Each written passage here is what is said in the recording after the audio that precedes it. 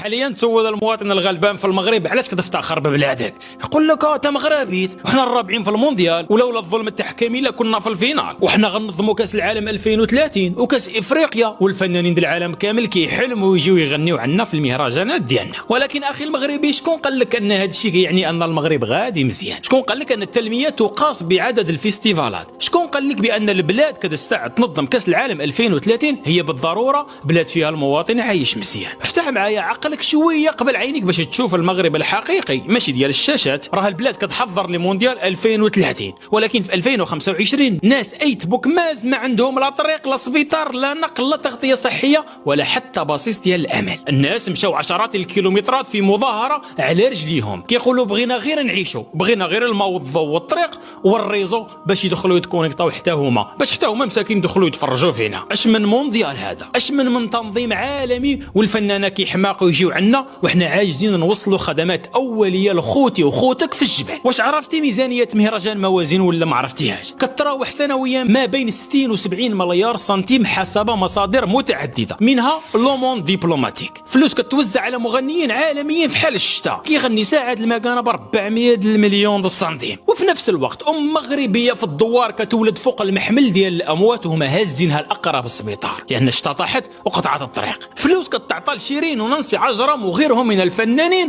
وفي نفس الوقت طفل في الحوز ما لاقيش سبوره يقرا فيها، ما لاقيش حتى الطواليط اعزكم الله. الناس كيقضيو حاجتهم في الجبال، وناس دابا عايشين في القياطن ديال البلاستيك، في الشتاء فارعهم البرد وفي الصيف قاتلهم الحراره. المسؤولين ديالنا كيقولوا ان حنا كنطوروا السياحه في البلاد وكنجيبوا الاستثمارات الخارجيه وكنشجعوا الفنون، ولكن فين هو الانسان المغربي من كل هذا الشيء؟ كنخدموا على الصوره اللي شفنا بها العالم وولاد البلاد كيعانيوا. فين هي الميزانيه ديال الدواور اللي ما عندهمش مدرسه؟ كيف غدير البنت تقرا، ديك البنت الصغيره اللي كتضطر تقطع 5 كيلومترات في الغابه باش توصل للمدرسه؟ واش هذه ماشي بنت مغربيه تستاهل اننا نديروا اللازم على ودها؟ وداك المسؤول طالع الله يهديه في الاعلام كيقول لنا ربحنا المعركه. اين معركه ربحنا؟ معركه ديال الزليج والقفطان وكسكسو. بالله عليكم واش هذا الشيء يتقال؟ الدوله باغا وكتحاول تبني صوره خارجيه لامعه، هذا الشيء مفهوم، ولكن الداخل كيتاكل بالاهمال والفساد والتفاهه، هذا الشيء اللي ماشي مفهوم. وسكوت الناس هو اخطر مؤامره على مستقبل البلاد ديالهم العزيزه. حنا اليوم قدام مفترق طرق، اما نبقاو نكبروا السراب ونبنيو المونديال وموازين فوق جراحنا المفتوحه، ولا نفيقوا نعطيو الاولويه للمغربي قبل الزائر. المغربي اولا، الانسان قبل الصوره، والدوار قبل الملعب ديال الكره. راه دوار ايت بوك ماز ماشي استثناء، ولو كان هو الاستثناء والله ما نهضروا. راه القرى المهمله في المغرب تعد بالالاف، وانا ولد القريه وعارف الاوضاع ديال القرى والبوادي. انا عاقل